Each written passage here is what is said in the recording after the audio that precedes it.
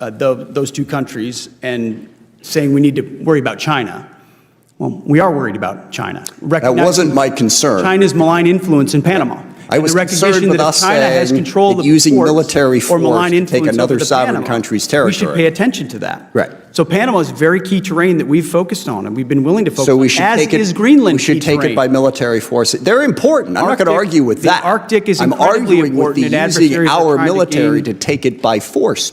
Before we dive into the full story, comment where you're watching from, and don't forget to like and subscribe so you don't miss the next one. This moment starts with a question that should stop anyone in their tracks. Representative Adam Smith turns to Defense Secretary Pete Hegseth and asks something that, until recently, would have sounded unthinkable in a congressional hearing. Is the United States actually preparing for the possibility of taking Greenland or Panama by force? Let that sink in. Not a hostile enemy, not an active war zone, but sovereign territories tied to allies and long-standing international agreements.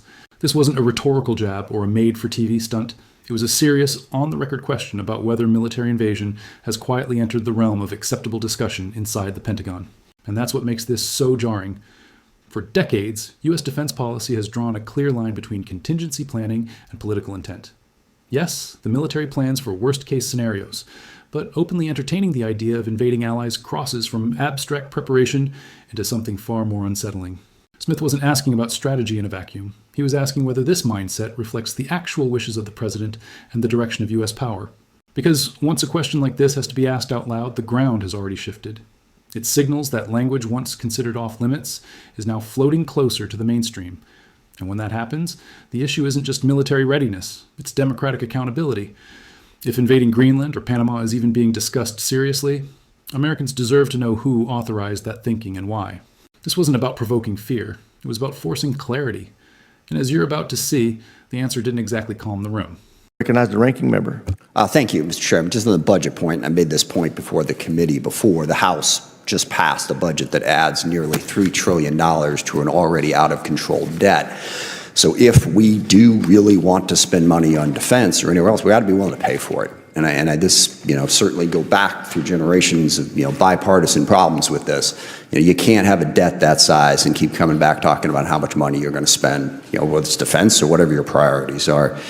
And Mr. Secretary, you said the 99% down on border crossings and the border is secure.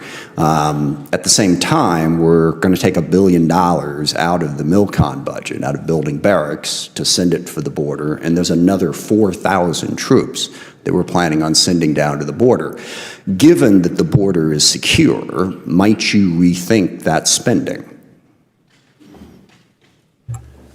Well, sir, we are securing it. It is secure, but it's a manpower-intensive effort at the beginning. Two different words there. It's either secure or secure. And it sounded to me like you said it was secure. It is secure. Okay. What we're continuing to do is expand that and fortify it through infrastructure, which is a big part of the budget on the Department of Homeland Security side as well. So it's that $1 billion you're talking about was from the CR in FY25. We fully fund that back and more in FY26 with a recognition that we were dealing with the world as it existed when we came in. And the previous administration said they needed new legislation to secure the border. It turns out you just needed a new president. I would point out president with the Defense Department and DHS that was willing to go to the border and actually secure it, which is what we not submitted a budget yet. So whether or not you're putting that money back in remains to be seen. You have definitely taken it out. And I think the obsession there, and I don't disagree, the border needed to be secure. But from a pure budget standpoint, let's just not keep the political focus on that. Let's make sure that we're funding some of the other priorities that we have. So when it comes back to acquisition reform and the chairman's point, it's our committee, certainly Congress is part of the problem. We set up a lot of requirements. Defense contractors are part of the problem. I'm curious, how would you get after reforming the culture at the Pentagon so that you can move faster, number one, and number two, how would you get after the defense contractors that push the requirements process? And specifically, what would you do about the requirements process to try to speed things up? Well, first of all, I think gold plating is a real problem. Sir, I mean, across the department. Interesting to use the word gold in this particular context, but yes, I agree with you, actually. We maybe could use a little bit more silver plating on occasion. A recognition that the 99% solution is oftentimes the enemy of the 85% solution that delivers 2 years sooner. And that's contractors and other companies wanting to do right, but trying to do too much and overpromise, and then they're under-delivering, and the warfighter Not always wanting to do right. In some cases, just not wanting, always, just not wanting always. to make money, So, but yes. The change is also in acquisitions about people. You need reformers in these positions.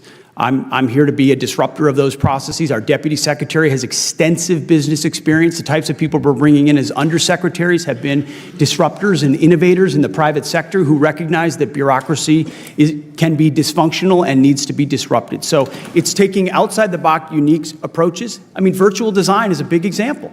How many times are we going to build something physically that takes a year to build when you could use AI and computing power, design it virtually, identify the flaws, and move more quickly, or create open architecture so you can move Our committee systems stands ready to between. work with I mean, you. there's 500 different things we can do, and we're doing them. Yeah, and I'm sincerely concerned about this. Is it the policy of the Department of Defense that we need to be prepared to take Greenland and Panama by force if necessary? Is this a policy that you have within the Department of Defense in accordance with the President's wishes? I heard what you said about those two countries and saying we need to worry about China.